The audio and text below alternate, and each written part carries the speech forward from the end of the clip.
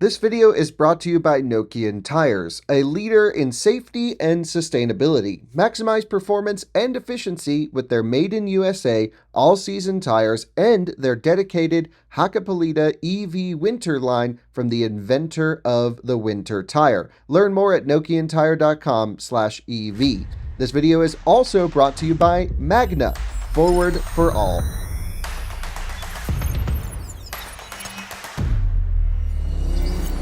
And welcome to another Out of Spec Reviews video. You guys are going to love this one if you are a charging nerd. You guys know I love electric vehicle charging and infrastructure and covering this world, and this is a really cool special episode. I've driven all the way here to the East Coast. We're in just outside of Charlotte, North Carolina at Circle K's test site. This is Rock Hill, South Carolina, Circle K charging site, and there's some crazy things going on here. We have filmed here once before, but now the hardware is completely different. You will notice there's an Alpitronic HYC400 right here in America installed, and I'm going to charge on it for the first time. And there's also an ABB Terra 365 over there as well, and I'm going to charge on it for the first time. This is crazy that one charging location is debuting two US launches of some of the most important DC hardware to hit our shores. And well, we're going to get into that in this episode. So let's go on an update of everything that's happened here at the Circle K Rock Hill, South Carolina location.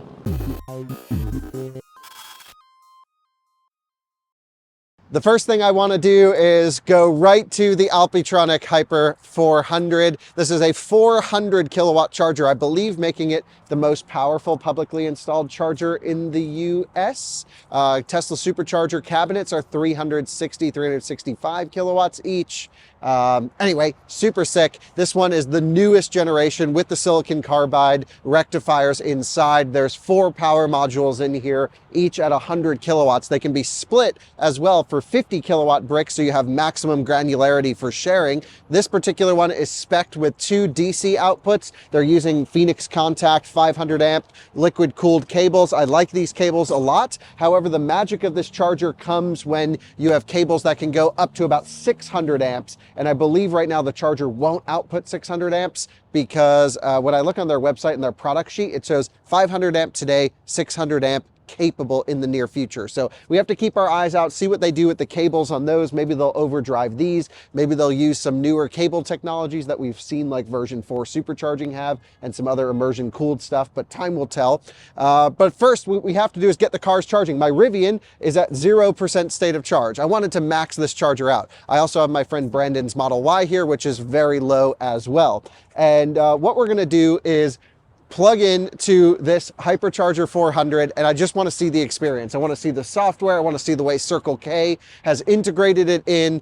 And I've been telling you for a long time that our DC charging hardware issues in the US would be solved as soon as we had these bad boys everywhere, as soon as we had Chem Powers everywhere, as soon as we saw ABB's next generation hardware. And we're finally just now at the end of 2023 getting this next generation of charging hardware that's already been on sale in Europe coming to the US. So I think this is what's been needed in the entire market. And well, we're going to charge on it for the first time. So let me show you how it goes. I've already downloaded and installed the Circle K Charge app. You and I have been through this together at this particular location. If you want to know how to download, how to install, I can walk you through all of that. What I'm going to do is activate this particular charger. So it's charger number 2. I know that because it shows number 2 right up here. I'm going to select it. I'm going to select B. This one's labeled port B. And you can see it says available to charge 45 cents a kilowatt hour, 400 kilowatts. Just crazy. So let's swipe to activate. Let's grab the cable. Let's install it into my CCS port on the truck. Here we go. And can't wait for NACS. It'll just be easier. And if we take a look here on the screen, let's come on over. It says initializing, preparing power delivery. Now, I've never seen this software, this coloring or anything on a hypercharger before. So I'm guessing either Circle K or Alpitronic did some sort of customization when it came to software.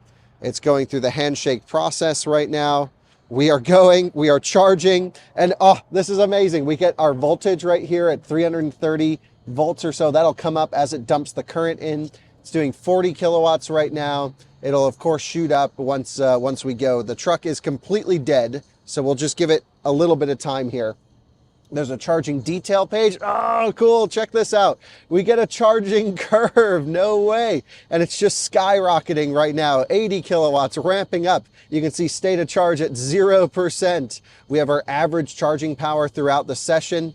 This is absolutely awesome. Since I want to max out this charger, as soon as we get 500 amps output on this, we're going to plug in the Model Y.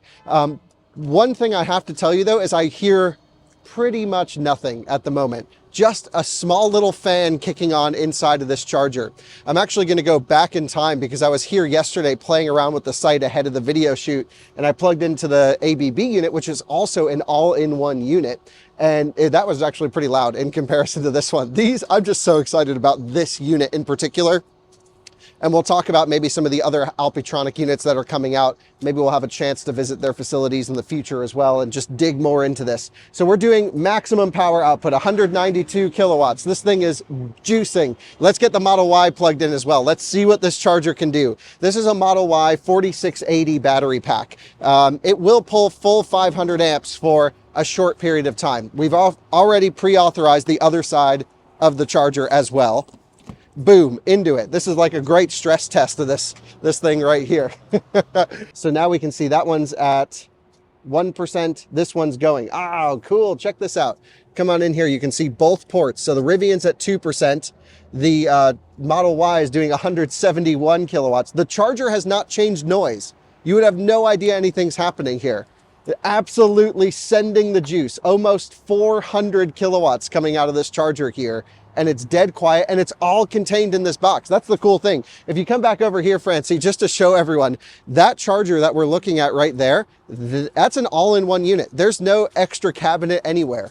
It's dead quiet, it's tiny, and it's outputting as much juice as really anything. That's outputting more juice than a supercharger could do right now, and that's a giant cabinet. That's crazy. Wow. So silicon carbide rectifiers in there means over 97% efficiency on that particular unit. Again, we're not cable limited in this case because both of these vehicles don't actually want any more power than they're getting right now. Is that true though? Will the Model Y take more than 500 amps at a supercharger? It'll do 680 per second. So maybe we were slightly cable limited, but not in terms of average power. Let's look at the Rivian here. I want to show you what it says on the inside. That's just crazy. We're maxing these things out. Pop on in there if you don't mind.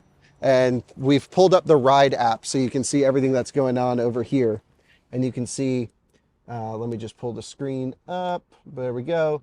You can see maximum available current, 498 amps, just about 500 amps. It's actually getting 500 amps to the battery.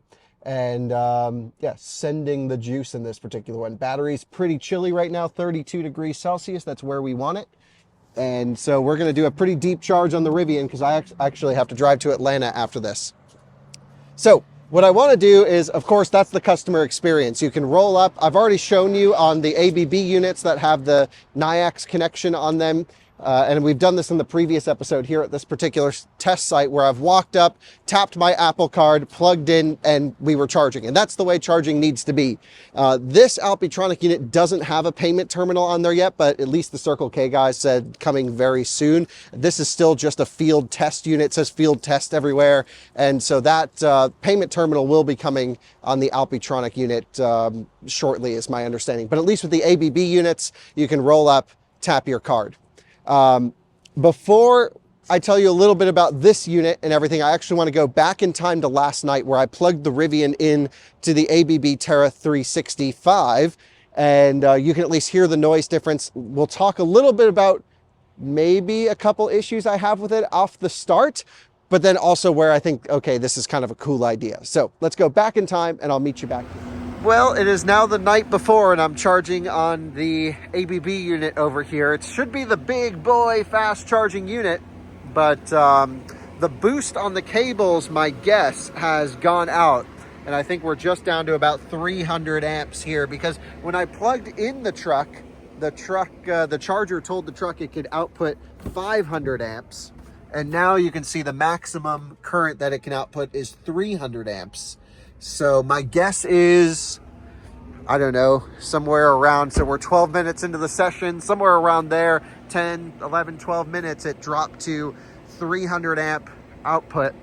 And I'm not really sure why they would just do that arbitrarily, because that's of course the nominal rating of the cable. I wish they would just derate based on temperature, but perhaps the software updates in order to enable that function. So we are juicing up still over on the Alpitronic unit. Let's just come back over here. We'll back up, look at the site, and then we'll end with the Terra 365 and just some of my thoughts on this new hardware. I'm a bit overwhelmed because there's two brand new DC chargers that I've never been able to charge on here at the same time. I guess I have used one of these and one of those in Europe, but in America, it just feels a little different because we're at home. Come on in here. Let's just look here at the screen. The Rivian's still doing 200 kilowatts, just absolutely ripping. And the Model Y's charging curve on the 4680, this is the standard. They don't build this car anymore, but it's a pretty weak charging curve on that particular one. So we can select CCS here and we can see the charging curve, and you can see, we peaked at 176. And it's walking its way down. If I come over to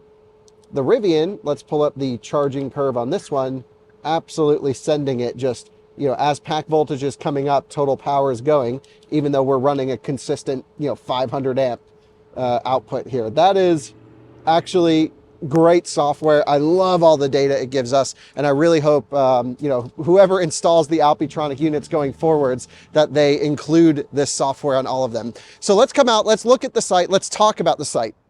Circle K, like I mentioned in the last episode, is a fuel retailer, of course, extremely popular in Europe and the US, headquartered in Canada.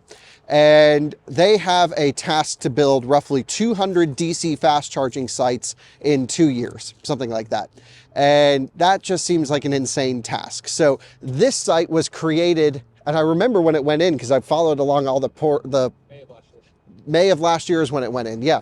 And it was built in like 6 weeks, which is crazy. And that's just South Carolina for you. They just slapped in a transformer and they went. Interestingly, this site, the transformer's the same as it was before, even though we have much more charging capacity. So when we were here last time, there was the Terra 184. This was here before. This is a high output version of the Terra 184. It's a 400 amp CCS cable on the right and then a CHAdeMO on the left, but that's just to service some extra cars, Leafs and Mitsubishi Outlander plugins and whatever. But 400 amp cable, that's the thing. Too many people buy the Terra 184s, these units, and only spec 200 amp cables. Like, I don't understand what they're thinking, but 80 kilowatt charging just isn't gonna cut it. You really need to spec the high output version. And in talking with ABB just over time, they're only making the high output version going forward, which is pretty great. So that's good. Also, just coming up, taking a closer look at this Terra 184, they usually have an e-stop here, which is, like good and bad. If there's an emergency, you can just hit stop. But if there's an emergency, the charger's going to stop anyway. So I guess the theory here was remove the e-stop, improve site performance, because you can't just have anyone walk up, stop it, and then you have to deploy a field service tech to come and just flip a switch. Now, what's cool about Circle K's position, of course, is they own most of their own fuel retailing locations. So they could ask someone inside to go and reset them, but why even leave that risk? I'm a fan of removing e-stops. Don't include e-stops. There are certain regulations that require e-stops or disconnects, but they should be remote resettable if that's the case, in my opinion. So, that's just, I think, kind of cool that the e-stop's no longer on that particular unit. This is different as well, the Lincoln Electric switchgear. We're all familiar with Lincoln Electric switchgear. They build, honestly, the best switchgear for EV charging. And it is a new unit here. Before, I can't remember how much power it was before, but I do know that 2000 amps here is way more than it was last time. So cool to see that upgraded. Not sure what they did with the old one, but I don't know. So nothing has changed here with this particular unit except for the e-stop change. There used to be a Power Electronics 120 kilowatt unit right over here. That has been ripped out now for the Alpi Hypercharger 400, which is just an insanely great charger unit. I've called this the best charger in the world. It's my favorite charger on the planet. That's why I'm so excited that we have a Alpitronic in the US. Just absolutely love it. People out here on the streets just doing mad things with their exhaust systems over here. Okay, so I've raved enough about this system. We don't need to talk about it anymore. Alpitronic also has a 200 kilowatt version and a 50 kilowatt version, all with slightly different casings. The 50 kilowatt version is really cool because it can be like wall or pole mounted with almost like Chempower style sprung dispensers. It's pretty nice. Yeah, so you guys know I'm a huge fan of Alpitronic, not sponsored yet or ever. I don't know. I would love it if Alpi, if you're watching this, sponsor Out of Spec, because I love your stuff. It actually works. I only want companies who build good charging products to sponsor us. And then we come over here to the ABB Terra 365. Now, I think the Terra 184, which is the 180 kilowatt charger that we saw over there, that's honestly becoming a very ubiquitous charger in North America. We're seeing utilities install them. We're seeing really everyone install those things. Actually, we just charged on one. They had 2 Terra 184s in the back of a trailer that was powered by hydrogen. If you watch our Rolls-Royce Spectre review, they had them. So like the Terra 184 is just kind of becoming a little bit of like the Toyota Corolla of DC fast chargers. They're fairly reliable. They just work. They're not so cheap in my impression in terms of pricing, but they're kind of like the default choice for many applications, many non-high power applications. But I think ABB really had to come and fill the market with an all-in-one high power charger. And here it is. Now, at least in Europe, if we looked overseas, there are Alpitronic Hyper 300s everywhere. I mean, you guys have seen my European road trips in the iX, in Taycans, and in a bunch of vehicles, and we always end up charging at a few of those. I mean, every rest stop, wherever you go has the Alpitronic hyperchargers, and they've been proven themselves to be the most reliable, the easiest to use, the nicest to look at, the easiest to install, all these things. That's the gold standard. Why haven't we seen these everywhere? Well, I don't actually know the answer to that, but maybe it was because this launched after the Alpitronic hardware was already being installed. And I'm not sure their building capacity. I should reach out to ABB and get more info on this particular one. In terms of how the charger actually works, this is an all-in-one charger that has 30 kilowatt power modules inside of it, very similar to the Terra 184. They might actually be the same power modules. I would imagine they are, that you can swap between them. And so they do allow for power sharing. It is an all-in-one unit. I think it looks beautiful. This one is spec'd with the small screen.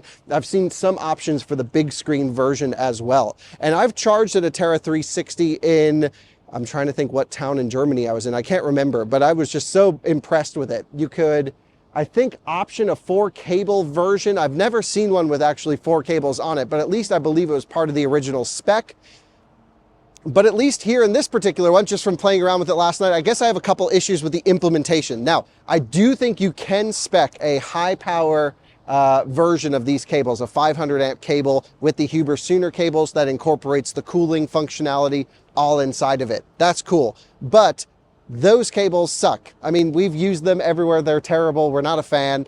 They break all the time. And honestly, I think they're responsible for a significant portion of charging failures that have happened in this country. So I think Circle K made the right decision to say, we'll skip the Huber Sooner ones. We'll go with these. These are the REMA 300 amp cables, are they? Let's just take a look. Yep, 300 amps, but they'll boost to 500. And so you can get like a pretty good juicy charging session on these. But I was playing around with it last night, and you only get 10-minute window, more or less, throughout the charger, or through the first 10 minutes of your charging session. You only get a boost opportunity in that moment. After 10 minutes is passed, it will then derate to the nominal output of the cable, which is 300 amps. Why they don't just derate based off of temperature, which would be a real-time reaction to what's going on inside the cable, I don't have the answer to that. I would like to reach out to ABB and ask, but ultimately, you know, an arbitrary 10-minute window to get a boost function out of the charger makes no sense. I could charge for 10 minutes, unplug, replug in, and then get another 500 amps for 10 minutes, which the Rivian needs. The Rivian will pull 500 amps for a while. So I don't know what's going on with that particular implementation. I will say the charger looks great. I don't know what their rollout plans are. ABB has been pretty quiet about talking about this particular unit, unlike Alpi, who's like raving that their new stuff is here. So we'll have to look and see what the future of their all-in-one high-power chargers are. I hope to see more of them. I hope maybe even ABB will send us one to play around with at the office. You guys know we're installing some DC chargers over there, so that would be cool to have one of these or a similar product to play around with. But ultimately, some huge upgrades here to the Circle K site in Rock Hill. We have, again, a little bit of an oversubscribed hookup to the transformer over there, which I guess is pretty normal, but I just think it's so funny that you can max out the rated capacity. I love that about America. Here we go, full send. We have 3 different chargers here, all being used by the public. Everything's publicly accessible. These ones you can literally just walk up, tap your card, charge, and go. We've shown that again in the previous video. And now we have some new DC hardware coming into the American market. 2024, in my opinion, is really going to be the year of charging. Everyone's switching to NACS. We have new hardware coming on the market. We have Tesla Supercharger V4 starting rolling out, or at least the dispensers, the chargers maybe in the future. That is going to be the big topic of next year. We're going to be covering it every step of the way. So make sure you follow along as we go around the world in the search of the coolest charging stations to bring to you guys. So happy that we have Alpi here. So happy that we have high power ABB all-in-one units here in the US, and we're charging on them for the first time. Thanks for watching. We'll see you on another one soon. Bye-bye.